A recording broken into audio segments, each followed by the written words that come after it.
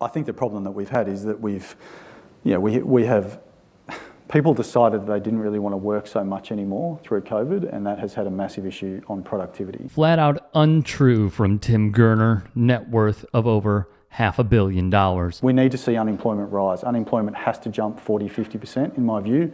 We need to see pain in the economy. We need to remind people that they work for the employer, not the other way around. I mean, there's been a systematic change where employees feel the employer is extremely lucky to have them, as opposed to the other way around. So it's a dynamic that has to change. We've got to kill that attitude, and that has to come through hurting the economy, which is what the whole global, the world is trying to do. So who is Tim Gurner, an Australian property developer who once railed against millennials because they bought avocado toast and coffee? And who agrees with this man? Amen. I saw you smile when he said that in the middle, and I haven't seen you that radiant since since Bob Ross's family was ripping him off. There are companies right now where they're being asked, oh my God, to go back to work and actually come into the office. Horrors. It can't be. No, we want to do it remotely. Before COVID, you came to work Monday to Friday, and that was your job. David Sampson, former president of the Miami Marlins, because as Jeff Passan said, he ran a team because his stepdad owned it. What's happened is the employees feel as though they've got the power, much like they may see in the NBA or other places. And what the employers are saying is, no, we'll lay you all off. We're not going to take lazy millennials, as they call it. I don't even know what a millennial is or how old they are, but that's what some people say, or Gen Z or something. Doesn't matter what the label is.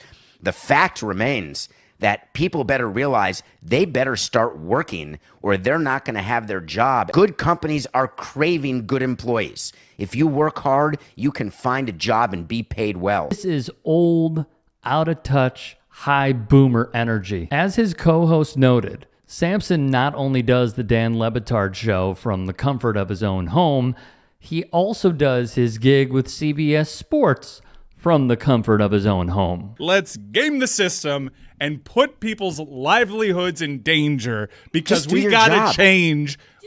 People do their jobs, man. Coming from David Sampson, a man who slammed Daniel Hudson for missing a playoff game for the birth of his newborn baby, a point that was bargained in the CBA by the Players Union. It's giving the vibe of work for me at all costs. Allow me to strip you of your rights in the workplace, but also be beholden to me and indebted to me for providing you a job. They want power over the workers because it's easier for them to dictate not just wages, not just working conditions, not just levels of productivity.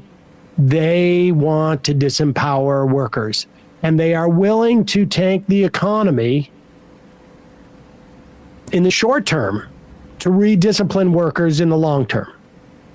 Understand that's what's going on here. In addition, high unemployment is generally associated with social unrest, high crime rates, and lower economic productivity, but they don't care. The rich want to squeeze the everyday worker and are bloodthirsty for more control. New York Congresswoman Alexandria Ocasio-Cortez weighed in and noted the astronomical pay CEOs make, and that the ratio of CEO to worker pay is now at some of the highest levels ever recorded. The BS Sampson and Gurner spout is this old trope of y'all are just lazy. It's dumb, recycled, talking head stupidity that, unfortunately for them, is as old as time. Gurner, whose company is worth almost $10 billion, wants people to suffer, because that's the billionaire way. We need to be very clear about what Gurner's message is. Class warfare. I want to starve you. I want to make you even further indebted to me. I control, as I am in the top 1%, a large faction of society. But that's not enough. What I want is more, because I am greedy. I am hungry. That is exactly what he is saying. He is hungry for more wealth, and all he wants is for people to suffer, so he gets it. He would then say he started out not spending on smashed avocados and $4 coffee, though journalists uncovered he did get help in part from his grandfather in the form of loans to start his business. The same with Bill Gates. The same with Donald Trump. The same with Elon Musk. The same with Jeff Bezos. You see a pattern here, don't you? The whole bootstraps thing is utter garbage as well. It's not that people don't want to work. It's that COVID led to a reset in the workplace. People have started valuing other things. They realize they don't have to slave away for some people to just get by at minimum wage jobs. They want more out of life. They have chronologically, internally ordered what is important to them and realize how much time they are wasting in this short life that we have to live. On Sampson's point of, there are good jobs out there, and if you work hard, you'll get it. Malarkey. Mike Malarkey. Jaguars-filled malarkey. I have a friend who worked in tech.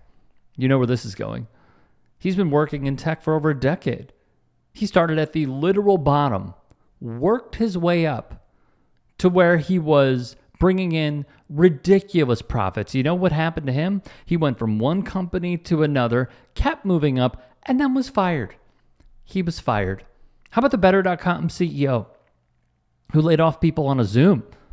Or I believe it was Zoom's own CEO who didn't necessarily announce it for his hard-working laborers, and they only found out when the direct deposit didn't hit. Are you saying these people didn't work hard? People work hard at every job. There is no such thing as unskilled labor.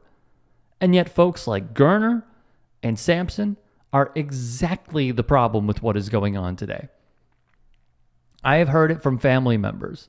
I have heard it from parents of friends. No one wants to work anymore. Your generation is lazy. No, I would actually beg to differ. I would say that we just want more. Is that such a problem? Well, yeah, you shouldn't want more. Well, now you lost me. You lost me. The generation that bought a house for $50,000, $100,000, $200,000, we now have to pay more because you guys didn't ask for this. When the median rent was $500 a month. In this country, it is over $2,000. In New York, it's over $5,000. We don't want to work anymore. Of course we want to work. Of course we do. But how do we keep putting in the hours when we know there is no return? When we know the generational wealth gap that has happened, the frustrations that we feel, and yet all we hear from billionaire CEOs to former presidents of sports franchises say, no one wants to work. It's bull. It's flat out bull. Maybe we shouldn't be surprised this rhetoric comes from a guy who called Miamians stupid, talked about penis pumps in his car, got grilled by Last Week Tonight with John Oliver, and gloated his personal claim to fame was getting local government in Miami to contribute more than $350 million to a new baseball park during the recession. Taxpayer money. Taxpayer money. He's telling you what he thinks of you. This isn't hard. It's a simple A to B. They are seeing the demise of late-stage capitalism, which I would like to see eradicated completely, because I think workers should be appreciated more than pissing in bottles in order for you to get something off of Amazon in a truck. Those are just a few of my thoughts. Tell me yours.